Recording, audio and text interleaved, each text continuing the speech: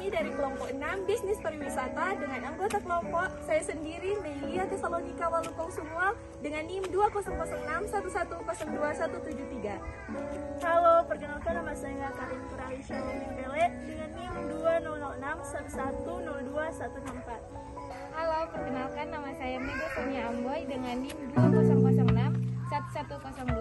200611021172. Halo, perkenalkan nama saya Martin Saroinsong dengan NIM 2006111021170. Dan saya Irene Ayu Pasamba dengan NIM 200611021155. Baik, pada kesempatan kali ini kami akan menjelaskan tentang strategi pemasaran destinasi pariwisata berkelanjutan. Namun, sebelum kita masuk pada strateginya, kita akan mengetahui terlebih dahulu pengertian pemasaran destinasi pariwisata. Pemasaran destinasi pariwisata adalah aktivitas destinasi pariwisata dalam menciptakan, mengkomunikasikan, menyampaikan, dan menukarkan segala penawaran yang memiliki nilai bagi pelanggan dan dengan memberikan keuntungan serta tetap bertanggung jawab terhadap masyarakat secara luas.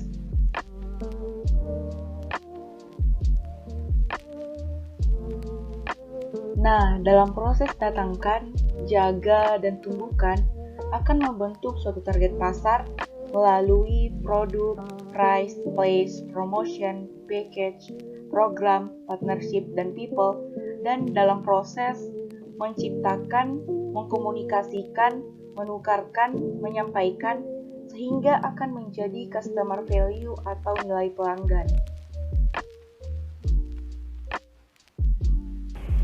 Prinsip-prinsip pemasaran destinasi pariwisata, konsep pemasaran dan orientasi pelanggan.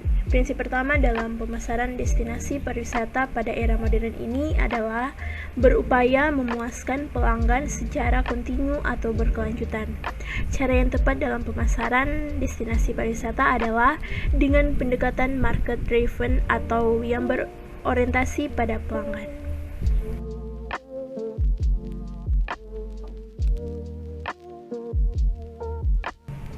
Destination Life Cycle. Daur hidup produk destinasi pariwisata merupakan prinsip pemasaran yang juga harus menjadi pijakan dasar bagi pengelolaan destinasi pariwisata. Informasi dari daur hidup tersebut dapat dijadikan acuan dalam berbagai strategi dan kebijakan terkait pemasaran. Konsep daur hidup produk pariwisata yang seringkali digunakan sebagai referensi dikemukakan oleh Butler yang disebut Tourism Area Life Cycle. Daur hidup produk pariwisata terdiri dari 7 tahap, yaitu exploration, involvement, development, consolidation, stagnation, decline, dan rejuvenation. Konsep pembangunan pariwisata berkelanjutan.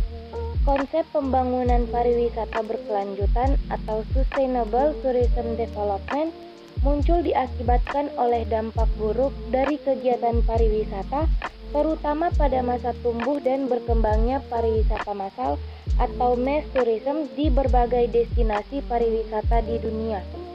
Pariwisata massal pada waktu itu sangat identik dengan perencanaan yang buruk, tidak terkendali atau sporadis, dan terkesan hanya mementingkan pertumbuhan ekonomi semata atau materialistis sehingga seringkali dapat mengikis atau mengurangi kemampuan daya dukung baik sumber daya alam maupun sumber daya sosial budaya. Dampak buruk tersebut dapat merusak keberlangsungan ekonomi masyarakat secara jangka panjang. Oleh sebab itu, muncullah konsep pembangunan pariwisata berkelanjutan yang diharapkan bisa meminimalkan dampak buruk atau dampak negatif pembangunan pariwisata secara jangka panjang. Strategi pemasaran destinasi pariwisata berkelanjutan. Untuk mencapai pembangunan pariwisata berkelanjutan, pemerintah harus menerapkan strategi pemasaran destinasi pariwisata yang sangat strategis. Strategi pemasaran destinasi pariwisata dapat dibagi 4 tahapan, yaitu A.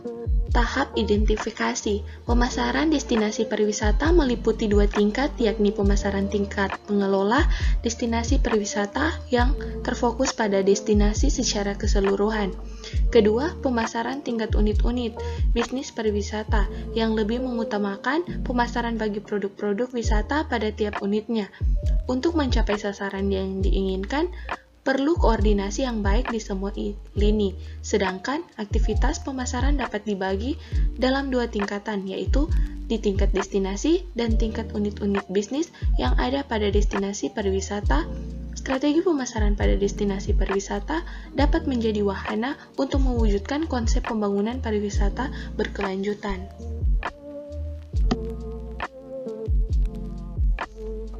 B. Tahap formulasi strategi. Terdapat 3 hal yang perlu diperhatikan dalam merumuskan strategi pemasaran destinasi pariwisata, yaitu menetapkan visi dan misi yang jelas, merumuskan strategi pemasaran dan promosi yang akan dilaksanakan, dan strategi pemasaran melibatkan dan dilaksanakan semua pemangku kepentingan yang bersangkutan.